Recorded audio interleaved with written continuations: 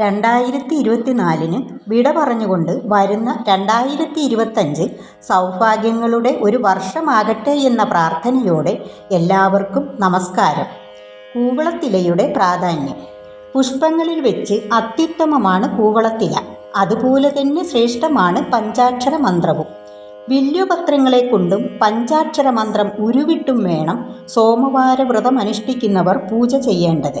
അങ്ങനെ സദാ ജപിക്കുന്നതിലൂടെ അവൻ്റെ പഞ്ചമഹാപാതകങ്ങളും അകന്നു പോകുന്നതാണ്. കൂവളവൃക്ഷത്തെ ദർശിച്ചാലും സ്പർശിച്ചാലും വന്ദിച്ചാലും അഹോരാത്രം ചെയ്യുന്ന പാപങ്ങൾ ഒന്നൊഴിയാതെ നശിക്കും.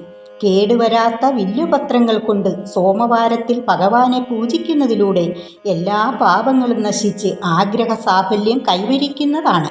മഹാദേവന് ഏറെ പ്രിയപ്പെട്ടതാണ് കൂവളമാല. ഭക്തിയോടെ വില്ലുവൃക്ഷ ചുവട്ടിൽ, അതായത് കൂവളമരത്തിൻ്റെ ചുവട്ടിൽ 12 ദിവസം ഉപവാസം അനുഷ്ഠിക്കുന്നവൻ്റെ ബ്രഹ്മഹത്യാദി പാപങ്ങൾ ഇല്ലാതാവുമെന്നാണ് പൂർവികർ പറയപ്പെടുന്നത്.